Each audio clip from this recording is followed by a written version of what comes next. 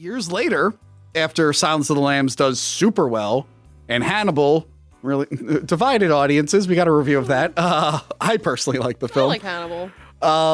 But it was still did really, really well. They're like, well, we can do a third one. Anthony Hopkins. They're like, we can do a third one. There's still room for more. And Silence of the Lambs and Red Dragon are kind of similar. Whereas Hannibal is Thomas Harris being like, I don't care, whatever. An eel goes up a guy's ass or something. No. The eel goes down his mouth. They shove the rod up his ass. Yeah. Anyway. So Red Dragon, 2002, I think.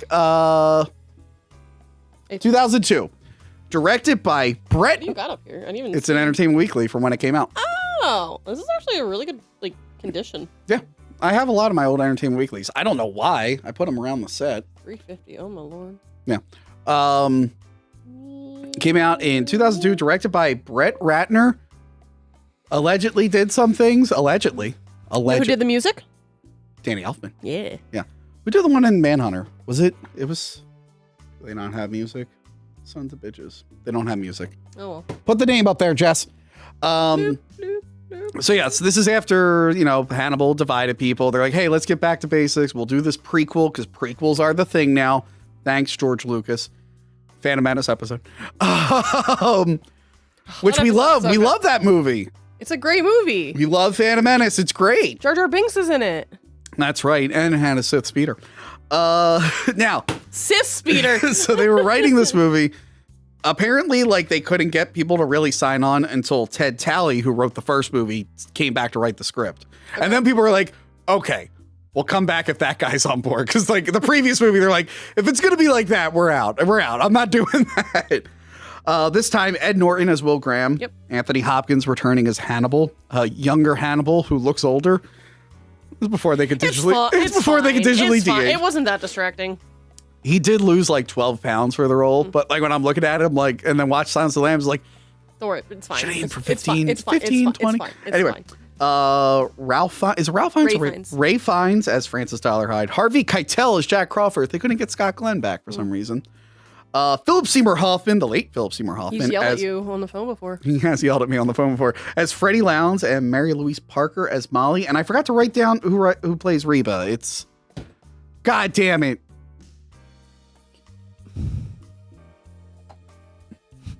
Of course, we all know the person who plays... It's not on here. So, hold on. It's not on here. Is it on the phone? No. Of course, that lady that we all like. It's not. Emily Watson? Oh, that is her. Huh. Where is it? It's on the phone. Oh! You told me no! I'm okay. right, again. Emily Watson. I'm going to knock it over. Emily Watson plays Reba. Mary Louise Parker as Molly. They really played up Hannibal's importance in this story. Starting from scene 1, we had heard in the previous film that he killed one of the flutists for a symphony. Yep. Benjamin Raspel, which apparently is a popular name in the Hannibal universe because that's also the name of a guy's head that they found in the jar. That's what you really should watch the previous movie and take notes before you write the sequel. But anyway, it's fine. They actually show him I do like him in the symphony, just cringing at the guy's flute. He's like, oh, God damn it. They show him feeding Benjamin to the rest of the board.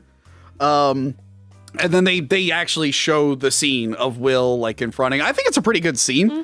I do he's just like, how did you not think about this, Hannibal? And Hannibal's like, I don't know. I was working on my ponytail. He had a ponytail. That was very upsetting. Why? I don't even like the ponytail. You were to judge other people's hair. I didn't picture pre-jail Hannibal rocking a ponytail. It's fine. I'm thinking about... You dropped that C-3PO from Phantom Menace.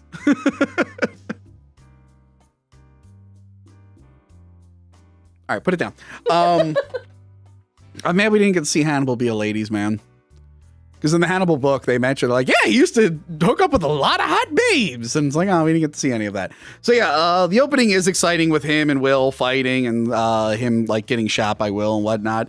But I think it was also effective. Shot a lot. He did get shot a How lot. did he survive that? He did get shot a lot. I don't know. Look, Brett Ratner, he was high off those Rush Hour movies. He's all about action and outing people, apparently, and doing inappropriate stuff, allegedly, enough to make Warner Brothers sever ties with him. That is the thing. They keep other people, though. The thing is, Brett Ratner is not known for being a great filmmaker, and this movie's really good. And it's like, well, yeah, he had the blueprint from Michael Mann, a talented filmmaker. I'm like, I could have made a good remake of this if Michael Mann was the previous guy and I was allowed to do almost everything he did. He had a blueprint. The script is similar enough. It's like, it was really hard to fuck. Have you seen the two scenes with when he goes to talk to Hannibal in his cell? Yeah. If you like pair them together, it's maybe like 2 or 3 things change, whatever, and it's mainly like the wording. Yeah. Well, a lot of the dialogue is from the book, so it's just like, that was the thing. People are like, why did they get Brett Ratner to do this? It's like, because literally anyone could have done this. With this book and this script, anyone could have done it. But no, I think he does like a fine job. It has a really good opening with like the Dollarhide's book that gets you up to speed. I thought that was really cool. Danny Elfman's score is good. Yep. They don't go into the specifics of Francis's backstory, but they give you enough. Like you get the creepy grandmother. You get enough of that. You know who did her voice? Ellen Bernstein. Oh. Shut up, you filthy little beast. I should have put you in an orphanage, grandson or not. From The Exorcist and other films. Requiem for a Dream. That's another film. What else is she in? Ooh, that movie. Jared Leto's Soundtrack's really good. Jared Leto's in that movie. Anyway, yeah, Ellen Bernstein is the voice of his grandmother in the flashback, and she like tried to chop his dick off because he wet the bed. Yeah. Take him to a doctor. Some people have urological. Yeah, some people have issues. Don't threaten to cut their dick off. That's gonna make things worse. The kid's gonna end up being a murderer. In the book, he gets all like messed up and he like slaughters like a chicken house. Like he goes into like a chicken coop and just slaughters the chickens and whatnot. He's a little messed up. And then he lives with his mom afterwards, and her new family's like kids like mess him up and beat him up and shit.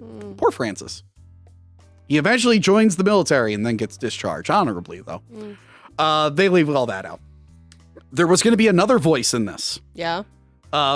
You were actually going to hear Francis talk to the dragon persona, and they actually recorded it, and it's Frank Langella. Huh. And you can see the deleted scenes of it. They tried it like multiple ways, I think. I think they tried Frank Langella, and if I remember right, they did one where he's talking to himself. And in the end, I think they nailed it. They're like, it's actually creepier if there's no voice. Yeah. So it's actually cool to see like Francis like reacting to things that you can't hear. I actually like that a little bit more. Yeah, he's a little bit truer to the book because he does live in the family mansion. He is jacked. So in the book, like Francis is jacked. They make a point to say like he could be a bodybuilder in his 40s if he wanted to. And Tom Noonan's tall, but he didn't look jacked. Yeah, he looked lanky. Yeah, and Ray Fiennes looks really good at this, but he's still not like, he's in good shape, but he's not bodybuilder. You can see his dick flopping around. I thought that was funny. We all laughed in the theater when that happened. Of course you did. I saw this in theaters when he runs up the stairs and you see his dick flopping around. We're like, me and my mom were like, ah! It's just a penis. It was just fun. We didn't expect to see it though. That was the thing. Because movies always hide penises. We should see more. It's a double standard, I feel. We should see more. We should. You know the movie I'm working on? Gonna add a lot of penis to it.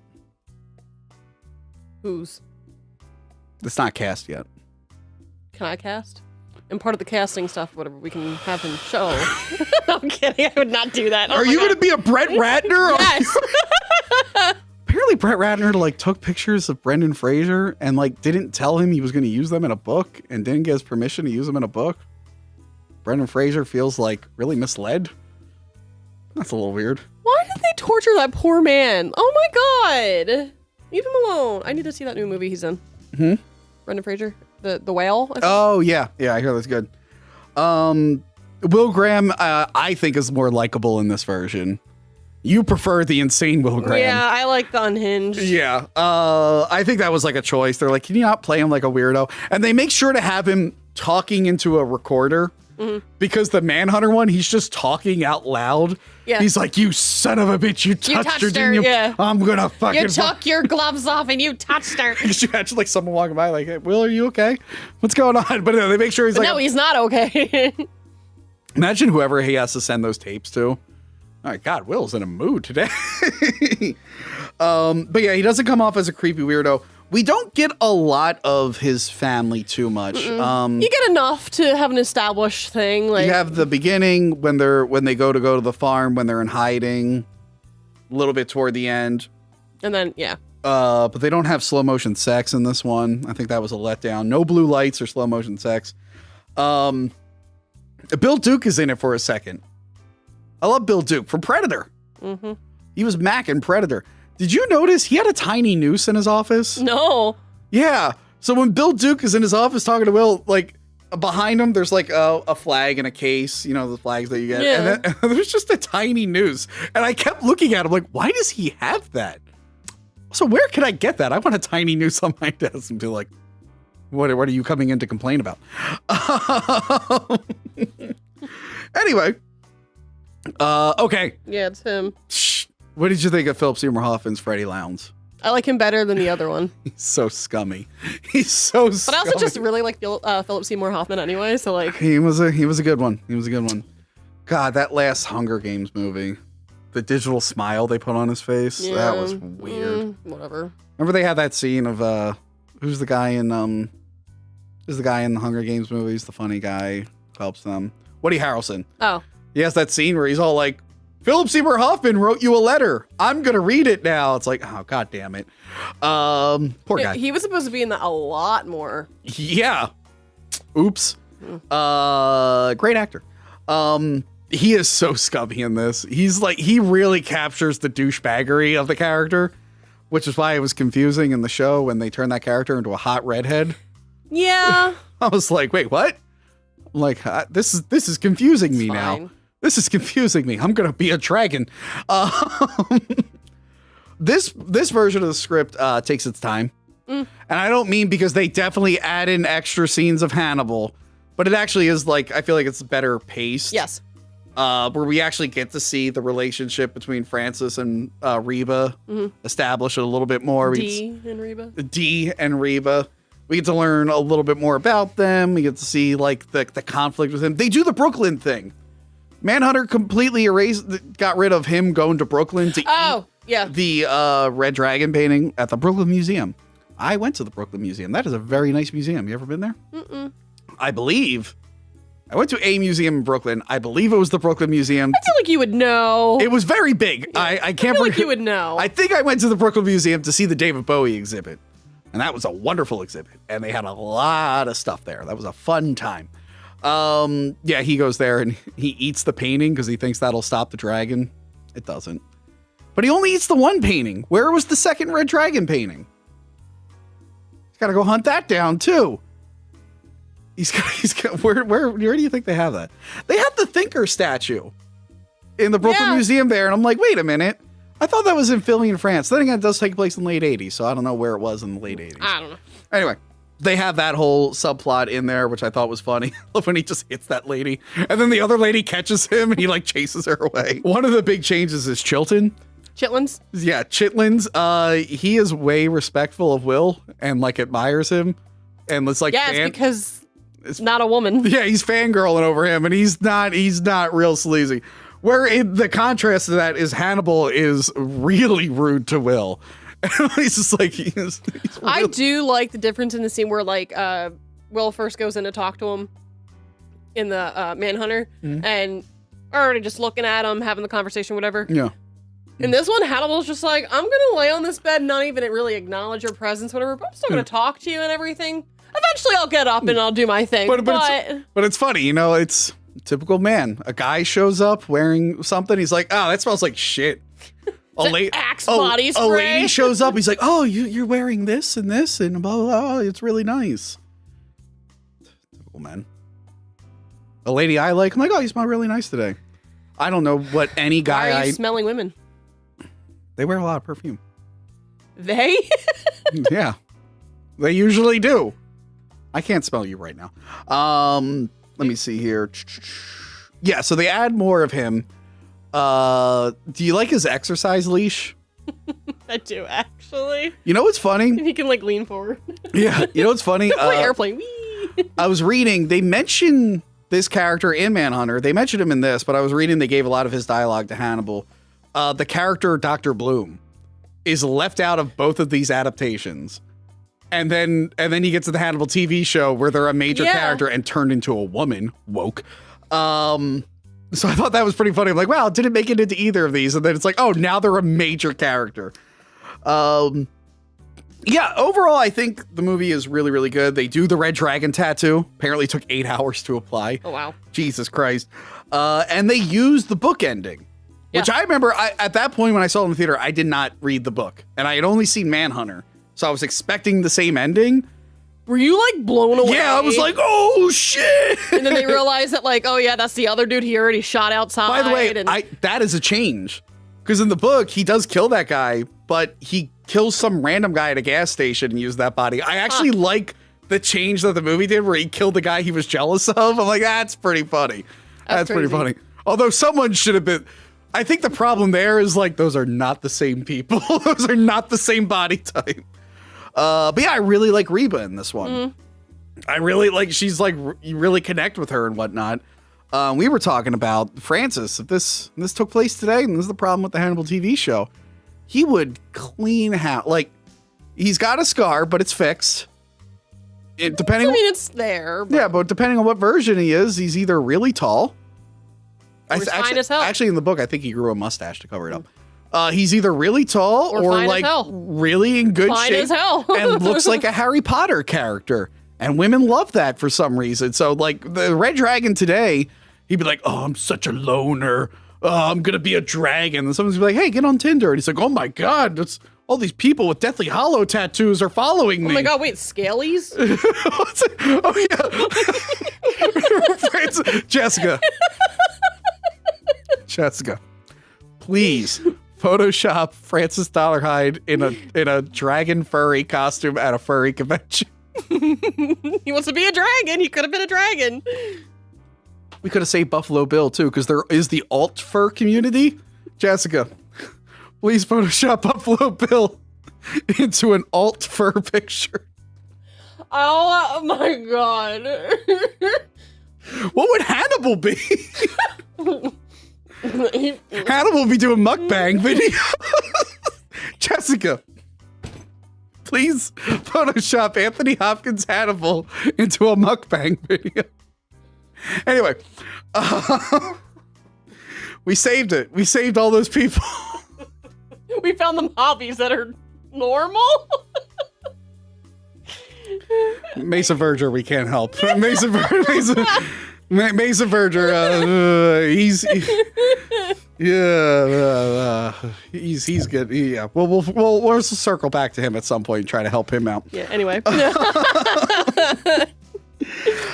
yeah, I really like Red Dragon. It's a great adaptation of the book. They couldn't help but put more Hannibal stuff, and they had to do the prequel teaser. What is her name? It's like, oh, I get it. So it's like a perfect. So it's like Silence of the Lambs is gonna pick up like right after this, and Hannibal's gonna de-age 10 years. Benjamin Button. But people really liked it. I think all the actors did a great job in it. It's not as well remembered as Silence of the Lambs, but I think a lot of that might have just been because the previous movie was so. That happens a lot. I think we talked about it before. Where like the previous movie was such a big disappointment that people didn't watch the follow-up, even though it was good. Famous example: Exorcist 3. Exorcist 3 is a great film, but Exorcist 2 is god-awful, so no one went to see Exorcist 3 when it came out. I'm going to talk about Exorcist 3 at some point. Yes, so that brings us to the final one. Oh, don't forget, in this one, they don't cut up Will's face. They don't cut up his face in this one. He's looking real pretty at the end. And he's on a boat, having the time of his life.